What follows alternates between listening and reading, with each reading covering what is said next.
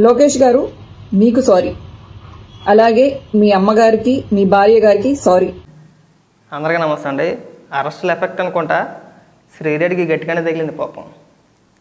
చంద్రబాబు నాయుడు గారికి, నారా లోకేష్ గారికి, పవన్ కళ్యాణ్ గారికి క్షమాపణ చెప్తుందండి. ఇక్కడితో వదిలేయండి, నన్ను నా పని నేను చేసుకుంటాను, రాజకీయాల గురించి మాట్లాడనని చెప్పేసి అని. ఒకసారి వీడియో వినిపిస్తాను చూడండి. ఏదో ప్రశాంతంగా బతుకుతున్నాం, ఇప్పుడు మళ్ళీ నువ్వు అరెస్ట్లు అని అదని ఇదని వెళ్తే ఈ పెళ్లి కావాల్సిన పిల్లలకి పెళ్ళిళ్ళు కూడా అవ్వవు. నువ్వు చెప్పు సారీ. ఓకే, నేను సారీ మా వాళ్ళ గురించి చెప్పడం కాదు, చెప్పు. మీ పర్సనల్ గా వెళ్ళడం, మీ పర్సనల్ గా మీ కుటుంబ సభ్యులను తిట్టడం, ఒక పవన్ కళ్యాణ్ గారి దగ్గర నుంచి, అలాగే లోకేష్ గారి దగ్గర నుంచి వాళ్ళ కుటుంబ సభ్యులకి, అలాగే పవన్ కళ్యాణ్ గారి కుటుంబ సభ్యులకి, అలాగే మీ సోషల్ మీడియా వాళ్ళకి, మీ మీడియా వాళ్ళకి అందరికి సారీ. అయినా వదలరుగా నిన్ను, అయినా నిన్ను వదలరుగా. ఈ ఎలక్షన్ ముందు పేకల దాకా తగ్గేసి జగనన్నా ఒక్కొక్కరిని వేసేద్దామన్నా అన్నావా? నారా లోకేష్ గారిని ఉద్దేశించి బూతులు, పవన్ కళ్యాణ్ గారిని ఉద్దేశించి బూతులు, చంద్రబాబు నాయుడు గారిని ఉద్దేశించి బూతులు, ఇష్టానుసారంగా పేలిపోవడాలో, ఏమన్నా పడతాయని బూతులు తిట్టాడాలో, ఏది పడితే అది మాట్లాడేసి వాళ్ళు వచ్చేసి సారీ మా వాళ్ళ కోసం కాకపోయినా అట్టగా ఉంటాయి. దెబ్బ పడితే మొన్నటిదాకా ఇంటికి పీక్కోలేరు, బుచ్చి పీక్కోలేరు, మా వెనకతలు మా అన్న ఉన్నాడని పేలిపోయావు. ఇవాళ మాట్లాడవే? మీ అన్న ప్రస్తావన లేదే? నీ వెనకతలు మీ జగనన్న ఉంటాడు కదా అను.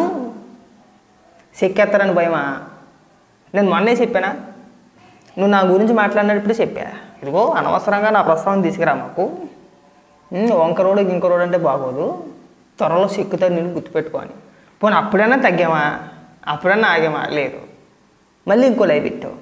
సరేలే మళ్ళీ మాట్లాడతాం బాగోదులని చెప్పేసి అని మాట్లాడాలి. ఇప్పుడు అరెస్టుల పర్వం జరుగుతుందండి. రేపో మాపో శ్రీరెడ్డిని ఎత్తేస్తారు ఖచ్చితంగా. భయం పట్టేసుకుంది. ఇంట్లో ఆడపిల్లలు ఉన్నారా? ఏళ్ళ గుర్తుకొచ్చిందో ఇంట్లో ఆడపిల్లలు ఉన్నారని? మనం బూతులు తిట్టేసినప్పుడు గుర్తు రాలేదా ఇంట్లో ఆడపిల్లలు ఉన్నారని? ఇవాళ నువ్వు అరెస్ట్ అయితేనట్ట పెళ్ళిళ్ళు అవుతాయో అవ్వు అని చెప్పేసి భయం పెట్టేసుకుందంటే ఇంట్లో వాళ్ళకి. తమరు బూతులు తిట్టేసినప్పుడు మాత్రం కుప్పలు తప్పలుగా వచ్చేసినాయి సంబంధాలనే.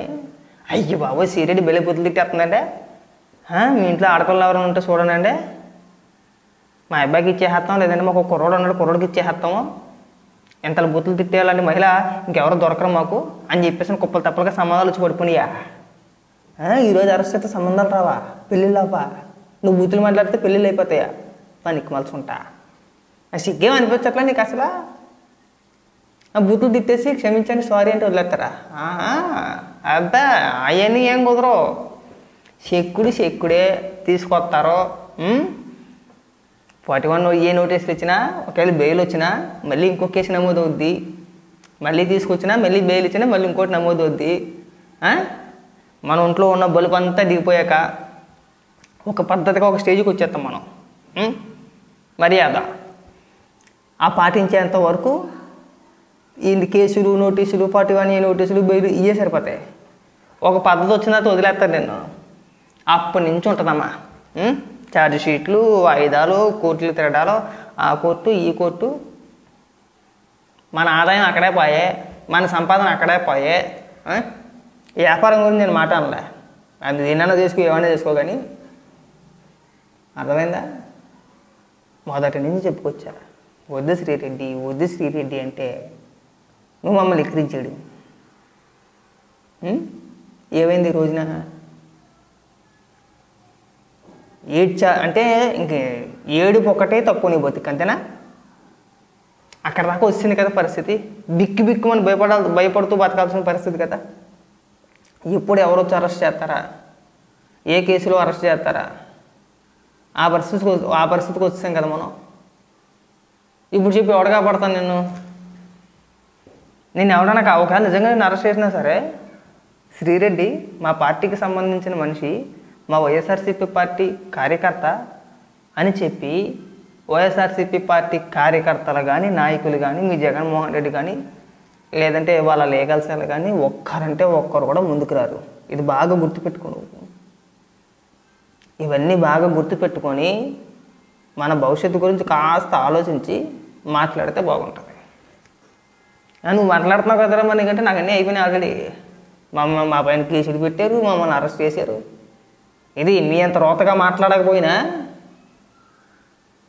నన్ను అరెస్ట్ చేసే సమయానికి నేను చాలా చక్కగా మాట్లాడేవాడిని. బూతులు గట్ట ఏం తిట్టుకోని కదా, బాగానే మాట్లాడేవాడిని. అరెస్ట్ చేసిన తర్వాతే ఈ పిచ్చిన కొట్టుకుని ఇలా వదిలేయకూడదు. ఏముంది అలాగే కేసు పెట్టి లోపలేస్తున్నాడు, మళ్ళీ కేసులు పెడతాడు అని దేనికి వదలాలా, ఏమన్నా వదిలేడు ఏంటి అని చెప్పేసి అప్పుడైనా ఎక్కువగా ఏం బూతులేం మాట్లాడడం. ఒక లిమిట్ వరకు, ఒక పద్ధతి వరకే మాట్లాడతాం. సన్నాసనో, పిచ్చోడనో, సైకోనో ఇలాంటి పదాలు మాత్రం వాడతాం. అంతకుమించి వ్యక్తిగతంగా వెళ్ళిపోయేది కూడా ఏమి ఉండదు. కానీ మనము ఒక్కొక్కరిని వేస్తామన్నా మంది వేసి పీకల దాకా తాగేసి మొక్క ఇలా తుడిచేసుకొని పళ్ళు కొరికేసి కళ్ళులాగా సగం కళ్ళు ఎట్టేసి, ఆ సగం కళ్ళు మళ్ళీ పూర్తి కళ్ళు కూడా సగం కళ్ళు ఎట్టేసి పిసికేస్తాం, నలిపేస్తాం, పొడిసేస్తాం అని మాట్లాడాం. అక్కడ నిన్న మొన్నటి వరకు కూడా, అక్కడ దాకా ఎందుకు నిన్న మొన్నటి వరకు కూడా అంటే పవన్ కళ్యాణ్ గారు ఏదైనా మాట్లాడితే ఇంకా సనాతన ధర్మం వేషం వేసేది. ఇంకా మొన్న వేసింది అలాగే ఎత్తున చున్నీ వేసుకొని అక్కడ కూడా ఒక స్పీచే. ప్రతి ఒక్క లైవ్లోనే నన్ను ఎవడో పట్టించుకోవట్లేదని చెప్పేసి అది కూడా ఏడిపోయే.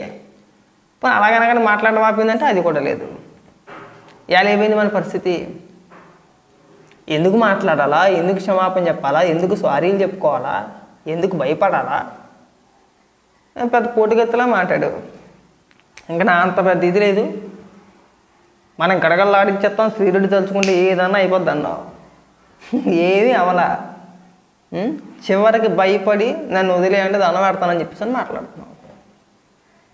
అది నీ పరిస్థితి.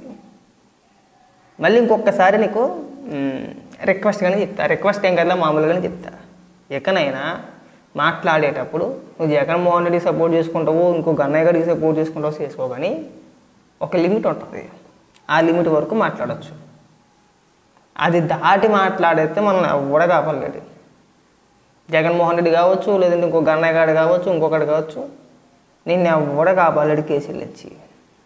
ఇవాళ నువ్వు సారీ చెప్పినంత మాత్రాన నీ పైన పెట్టిన కేసులు ఎత్తేస్తారనో, లేదంటే నేను అరెస్ట్ చేయకుండా ఉంటారనో అనుకోవడం నీ భ్రమ. ఖచ్చితంగా అరెస్టులు జరుగుతాయి.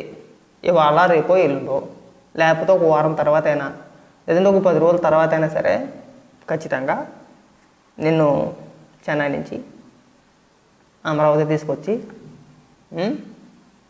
తిరిగి వెళ్తావా పంపిస్తారని తర్వాత విషయం పక్కన పెడితే ఖచ్చితంగా అయితే నేను ఎత్తి తీసుకొస్తాను.